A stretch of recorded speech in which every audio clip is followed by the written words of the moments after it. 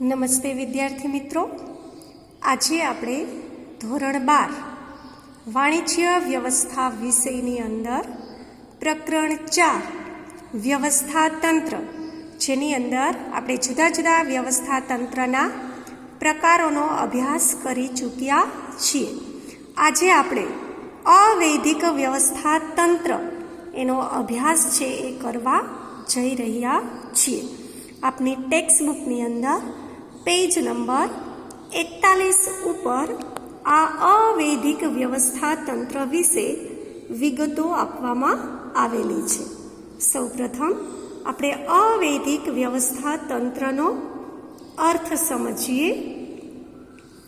કોઈ પણ સભાનતાપૂર્વકના હેતુ સિવાય સામૂહિક પરિણામોમાં ફાળો આપવા માટે આપોઆપ રચાયેલું આંતરિક સંબંધોનું માળખું એટલે અવૈધિક વ્યવસ્થા તંત્ર. વિદ્યાર્થી મિત્રો, આપણે બરાબર સમજશું કે અવૈધિક વ્યવસ્થા તંત્રની અંદર શું હોય.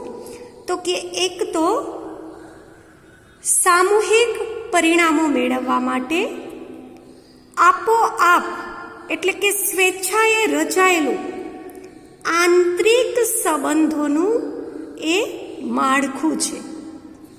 આ વ્યવસ્થા તંત્રમાં કામ કરતી વ્યક્તિઓ વચ્ચે અનિવાર્યપણે અમુક વિશિષ્ટ સામાજિક સંબંધોનો વિકાસ થાય છે. આ સામાજિક સંબંધો વ્યવસ્થા તંત્રમાં કુદરતી કે અવૈધિક રીતે ઉદ્ભવે છે. આવા અવૈધિક સંબંધોની સ્થાપના કરવામાં આવી હોતી નથી. તેથી વૈદિક વ્યવસ્થા તંત્રની જેમ તેનો નકશો બનાવી શકાતો નથી.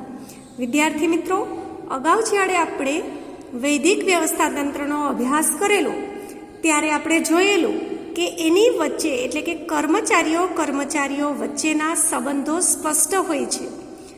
સત્તા અને જવાબદારી પણ સ્પષ્ટ હોય છે. પણ અવૈધિક વ્યવસ્થા તંત્રની અંદર એવું હોતું નથી.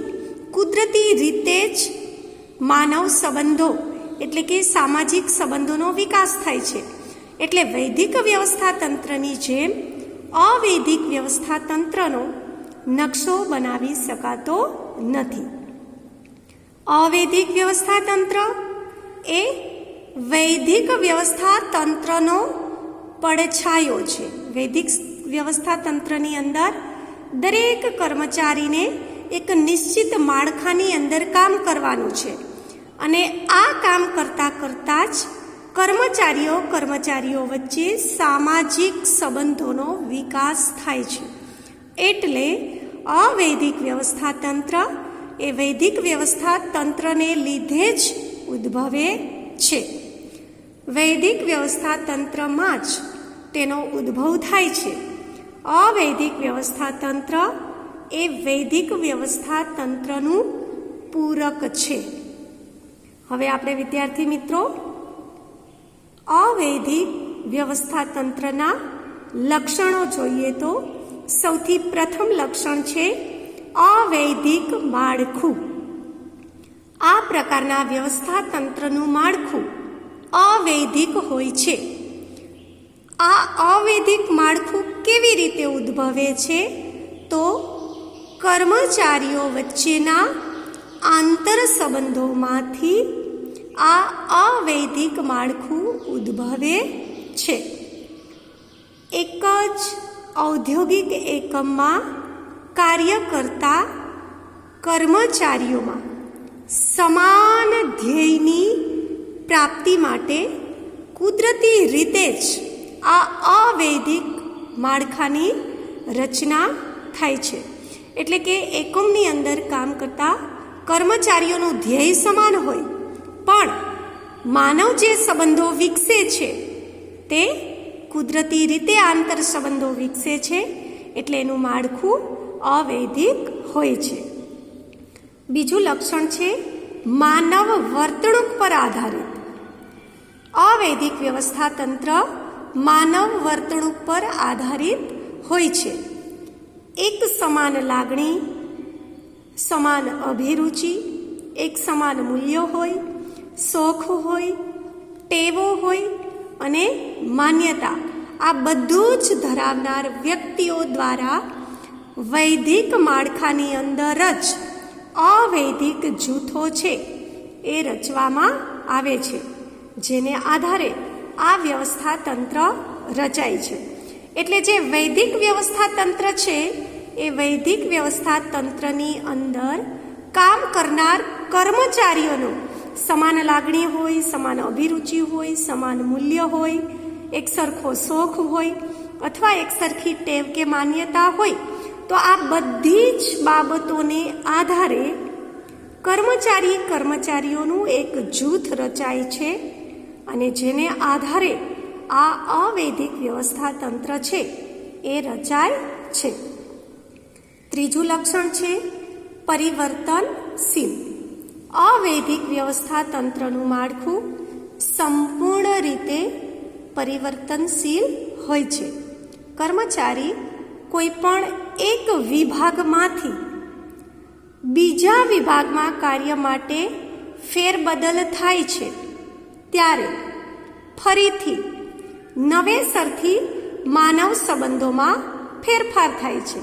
અર્થાત ધારો કે કર્મચારી ઉત્પાદન વિભાગમાં કામ કરતો હોય તો ઉત્પાદન વિભાગના કર્મચારીઓ સાથે એમના આંતર સંબંધો સ્થપાયા હોય, પણ જો હવે ઉત્પાદન વિભાગમાં કામ કરનાર કર્મચારીની ધારો કે નાણાં વિભાગમાં બદલી થાય તો હવે નાણાં વિભાગના કર્મચારીઓ સાથે તેમના આંતર સંબંધો સ્થપાય છે.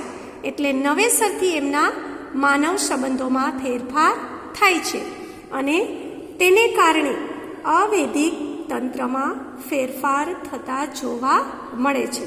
ટૂંકમાં એમ કહી શકાય કે કોઈ કર્મચારી એક વિભાગમાંથી બીજા વિભાગમાં બદલી થાય તો બીજા વિભાગના કર્મચારી સાથે તેના આંતર સંબંધો સ્થપાય છે. ચોથું લક્ષણ છે સાર્વત્રિક. અવૈદિક વ્યવસ્થા તંત્ર સાર્વત્રિક છે, જે માત્ર ઉદ્યોગોમાં જ નહીં પરંતુ સમાન હિત અને સમાન મૂલ્ય ધરાવતી દરેક માનવીય પ્રવૃત્તિઓમાં અવૈદિક વ્યવસ્થા તંત્રની હાજરી જોવા મળે છે. એનો મતલબ એવો છે વિદ્યાર્થી મિત્રો કે માત્ર એવું નથી કે કોઈ પણ ઉદ્યોગ કે ધંધાકીય એકમ કે કંપનીની અંદર જ આવું અવૈદિક વ્યવસ્થા તંત્ર હોય, એવું નથી.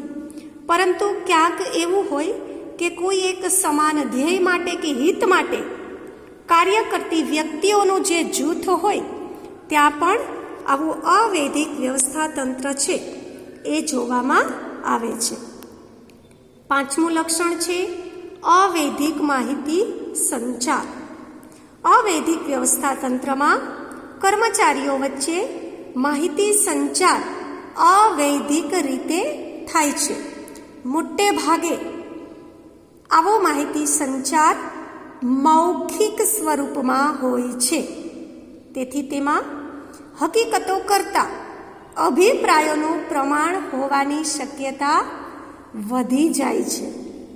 અવૈદિક વ્યવસ્થા તંત્રમાં માહિતી સંચાર એ ખૂબ જ ઝડપથી થાય છે, કારણ કે માનવ સંબંધોથી રચાયેલું આ આંતરમાળખું છે. એટલે કર્મચારીના આંતરિક સંબંધોને કારણે પરસ્પર માહિતી સંચાર ખૂબ જ ઝડપથી થાય છે. છઠ્ઠું લક્ષણ છે નાનું કદ. મોટે ભાગે અવૈદિક વ્યવસ્થા તંત્રનું કદ નાનું હોય છે. શા માટે? તો કે તે વ્યક્તિગત સંબંધો પર આધાર રાખે છે. વળી તે સભ્યો વચ્ચેની આંતર પ્રક્રિયાનું પરિણામ છે. જે સંખ્યામાં ઘણા વધુ જૂથો હોય છે, પરંતુ કદમાં ઘણા નાના પ્રકારનું વ્યવસ્થા તંત્ર છે. એટલે અવૈધિક વ્યવસ્થા તંત્રનું કદ નાનું હોય છે. 7મું લક્ષણ છે અંકુશનો અભાવ.